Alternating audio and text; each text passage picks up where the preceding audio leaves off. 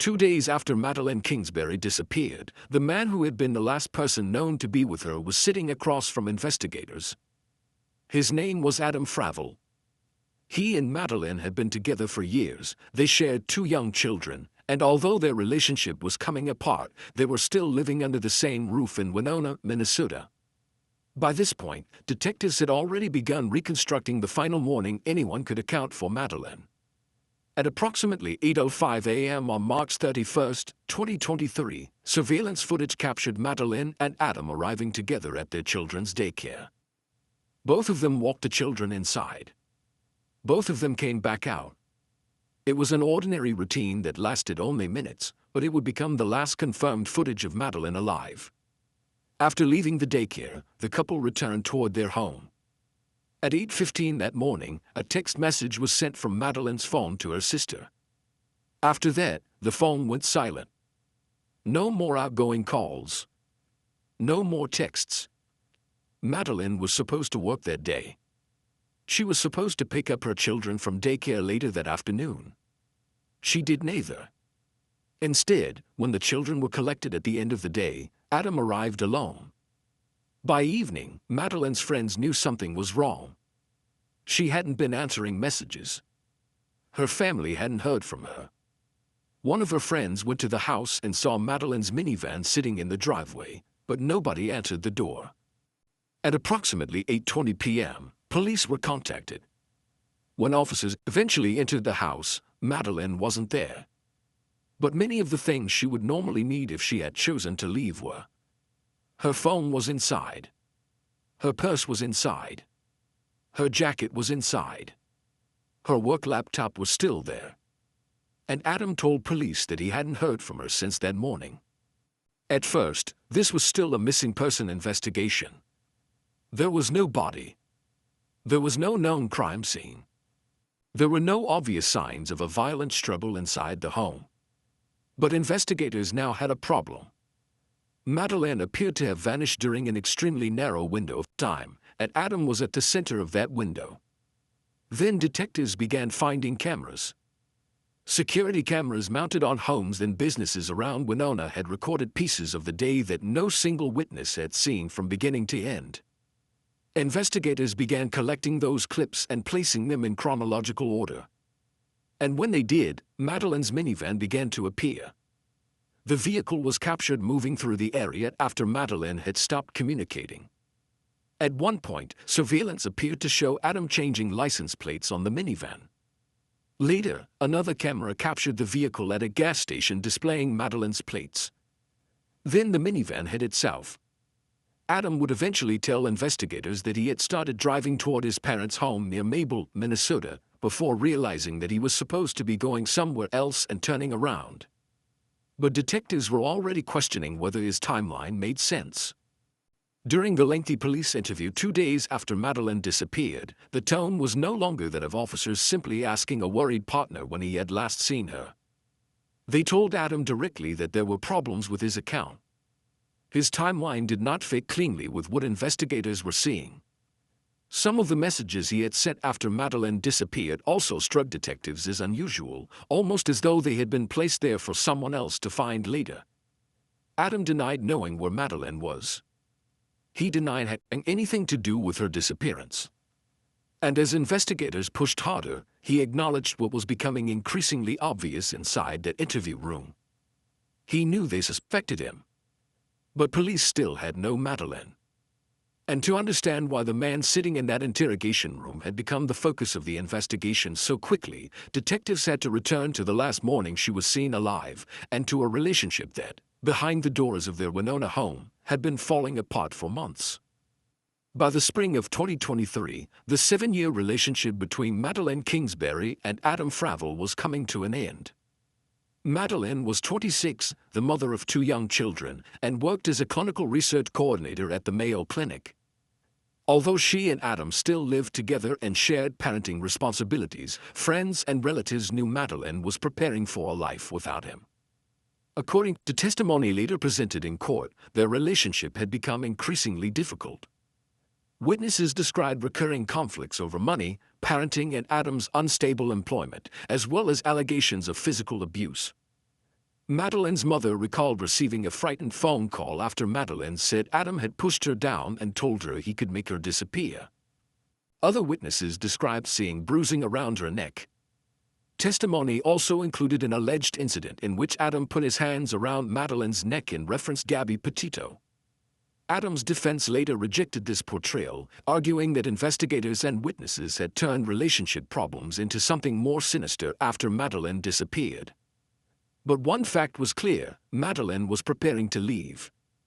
She had begun communicating with another man and was making plans for a separate future with her children. On March 29th, just 2 days before she disappeared, Madeline sent messages indicating that she wanted Adam to leave the house. Then came the morning of March 31st. Madeline and Adam drove their 2 children to daycare in her dark blue Chrysler Town and Country minivan. Surveillance cameras captured them arriving shortly after 8 a.m. Both walked the children inside, returned to the vehicle and drove back toward their home on West 5th Street. It would become Madeline's final confirmed public appearance. At approximately 8:15 a.m., her sister received a text from Madeline's phone. Nothing about the message appeared unusual. But afterward, Madeline's normal communication abruptly stopped. She did not log into work. She stopped responding to people who regularly heard from her. There was no indication that she had planned to abandon her job, her children, or her belongings. Adam, however, left the house. Investigators later reconstructed his movements through surveillance footage. According to Adam, he began driving toward his parents' property near Mabel, about an hour south of Winona, before realizing he was heading in the wrong direction and turning around. But detectives began comparing his explanation with surveillance cameras along the route. Footage showed Madeline's minivan traveling south during the same period in which she had disappeared from every other part of her life. Investigators also obtained footage appearing to show Adam stopping and changing the vehicle's license plates before continuing. The minivan was later captured at a gas station. With each camera, detectives relied less on Adam's account and more on a physical timeline of where Madeline's vehicle had actually traveled. And the farther they followed that route south, the closer it came to a rural area Adam knew extremely well. Investigators followed the surveillance trail south from Winona, comparing each recording with the account Adam had given them.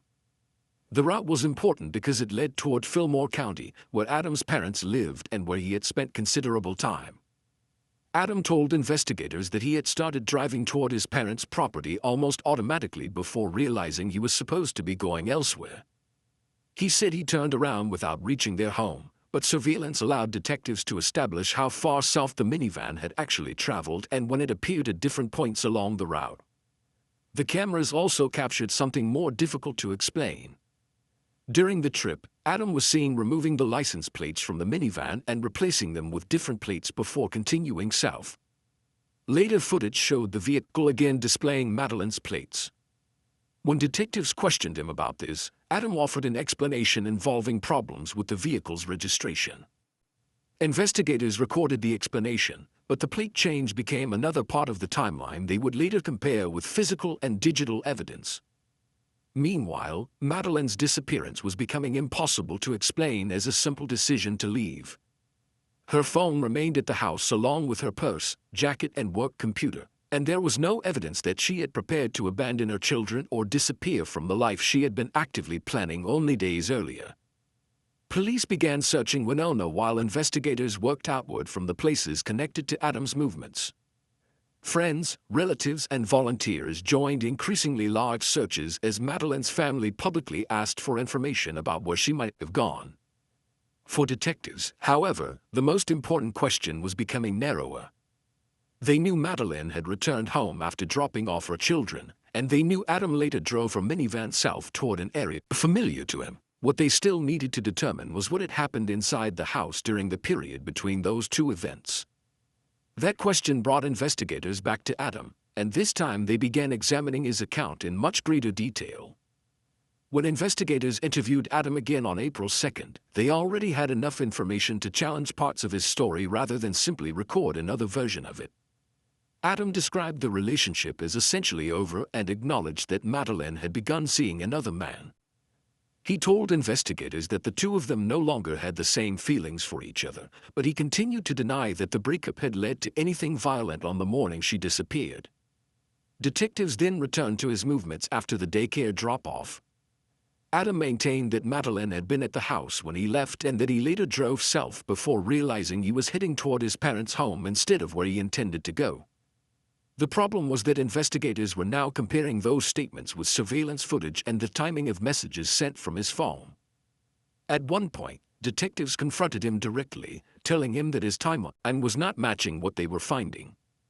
They were also suspicious of several messages Adam had sent after Madeline stopped responding, because the sudden expressions of concern appeared unusual in the context of everything else they knew.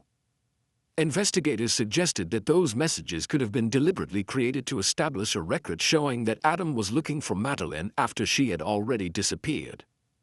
Adam rejected that interpretation and continued insisting that he did not know where she was. The interview did not produce a confession, but it gave detectives something almost as useful for the investigation, a detailed version of events that could now be tested against surveillance, phone records, and physical evidence. While police continued examining Adam's statements, the search for Madeline expanded well beyond Winona. Hundreds of volunteers joined organized searches across roads, fields, and wooded areas, while investigators focused increasingly on locations connected to the route Adam had driven on March 31st. The same rural corridor that had initially looked like an unexplained detour was beginning to matter for another reason. South of Winona, near the community of Mabel, Adam's family had property in an area he knew well, and investigators now had to determine whether Madeline's disappearance was connected to that landscape. As the investigation moved into April, the search for Madeline grew into one of the largest missing person operations the region had seen. Authorities searched areas around Winona and along Highway 43, the same general route Adam had traveled on the morning she disappeared, while volunteers covered fields, roadsides, and wooded areas looking for anything that might explain where she had gone. Investigators also executed search warrants at the Winona home and examined Madeline's minivan. They collected electronic devices, photographed the property, and began processing items that could later be compared with evidence found elsewhere. At the same time, phone records and surveillance footage were used to tighten the timeline of March 31st. Attention increasingly shifted south toward Fillmore County. Investigators knew Adam was familiar with the area around Mabel because his family lived there, and the surveillance trail from the morning of Madeline's disappearance had already taken her minivan in that direction. Weeks passed without finding her, and the investigation entered a difficult stage. Police had accumulated evidence pointing toward a particular sequence of events, but without Madeline they still lacked the most important piece of the case. Then, on June 7th, more than 2 months after she disappeared, a deputy searching along Highway 43 near Mabel noticed something unusual near rural property. The area was heavily overgrown, and from the road there was little to suggest that the search for Madeline was about to end there. Investigators moved into the vegetation and discovered human remains concealed near a culvert. The remains were later identified as Madeline Kingsbury. She had been found only a short distance from property owned by Adam Fravel's family, along the same general corridor investigators had been examining since they reconstructed his drive south on March 31st. For the first time, detectives no longer had only a missing person case and a suspicious route. They had the location where Madeline had been left, and around her body were physical items that could be compared directly with evidence police had already documented inside the Winona home. The condition in which Madeline was found immediately gave investigators several new pieces of physical evidence. Her body had been wrapped in a gray-fitted bedsheet, which was secured with black gorilla tape, and a knotted towel had been wrapped around her head and neck. Those details became significant when detectives compared them with items they had already documented inside the Winona home. During an earlier search, investigators had seen a roll of black gorilla tape that appeared similar in color and width to the tape used around the sheet. They also noted that the gray sheet resembled bedding from the house, where an air mattress was missing its fitted sheet while gray pillowcases remained on the pillows. Madeline was identified through her dental records and tattoos. The medical examiner classified her death as a homicide and listed the cause as homicidal violence, giving investigators confirmation that they were no longer dealing with an unexplained disappearance. The location of her body added another connection to the route police had been examining for weeks. She had been concealed in a culvert near Mabel, close to property associated with Adam's family and in an area he knew well. Adam Fravel was taken into custody on June 7, the same day Madeline's remains were discovered. 2 days later, prosecutors charged him with second-degree intentional murder and second-degree unintentional murder. Adam continued to deny killing Madeline, which meant that prosecutors would eventually have to prove their case without a confession, without an eyewitness to the killing, and without a clearly identified crime scene inside the Winona home. Their case would instead depend on whether dozens of separate details, Madeline's final communications, Adam's movements, surveillance footage, the route of the minivan, the location of her body, the items found with her, and the history of their relationship could be connected strongly enough to establish what happened after they returned home on the morning of March 31st. When Adam Fravel went on trial in October 2024, prosecutors did not claim to have a single piece of evidence that showed exactly how Madeline was killed. Instead, they presented the case as a chain of circumstances that began inside the Winona home that ended near Mabel. The prosecution argued that Madeline had made a firm decision to leave the relationship and that Adam was losing the life he had shared with her. To establish the level of conflict between them, jurors heard testimony about previous incidents of alleged domestic violence, including an occasion when Adam had placed his hands around Madeline's neck and made a reference to Gabby Petito. The timeline of March 31st then became central to the state's case. Madeline was last independently accounted for after the daycare drop-off and the final communications from her phone that morning. Adam later left in her minivan and traveled south toward an area he knew well, while surveillance cameras documented portions of that journey, including the unusual change of license plates. Prosecutors connected that route with what investigators found 69 days later. Madeline's body had been concealed near Mabel, close to property associated with Adam's family, wrapped in materials investigators believed were consistent with items documented in the couple's home. The defense argued that suspicion was being presented as proof. Adam's attorneys emphasized that no witness had seen him kill Madeline, investigators had not identified a definitive murder scene, and there was no confession establishing what happened inside the house. They also challenged the state's interpretation of the surveillance footage and the significance assigned to individual pieces of circumstantial evidence. That left the jury with a case built largely from connections rather than a recording or eyewitness account of the killing. The question was whether those connections could reasonably be explained as coincidence, or whether together they established that Adam had killed Madeline and transported her body south after she disappeared. After hearing weeks of testimony and reviewing the evidence, the jury began deliberating on November 6, 2024.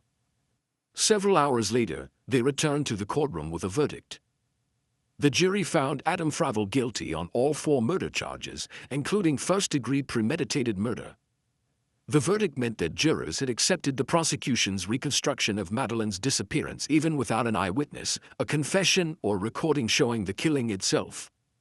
Taken together, the evidence convinced them that Madeline had not voluntarily disappeared after returning home on March 31st, and that Adam was responsible for killing her and concealing her body near Mabel. At sentencing in December 2024, members of Madeline's family described the effect her murder had left on the people closest to her and on the 2 children who would now grow up without their mother. Adam maintained that he was innocent and told the court that he had never harmed Madeline. Because the jury had convicted him of first-degree premeditated murder, the sentence was mandatory. Adam Fravel was sentenced to life in prison without the possibility of parole. The case did not end completely with the sentencing. Fravel appealed his conviction to the Minnesota Supreme Court, challenging several decisions made during the trial, including the admission of evidence concerning prior domestic abuse. In April 2026, the Minnesota Supreme Court rejected those arguments and affirmed his conviction, leaving the judgment and life sentence in place. For investigators, the case had ultimately been reconstructed from evidence scattered across nearly 70 days, the final morning at the daycare, the communications that suddenly stopped, surveillance cameras following Madeline's minivan south, Adam's statements during police interviews, the search of the Winona home, and, finally, the discovery of Madeline near the same rural corridor the minivan had traveled on the morning she vanished. No camera recorded what happened inside the house after Madeline and Adam returned from daycare, and Adam never confessed to killing her.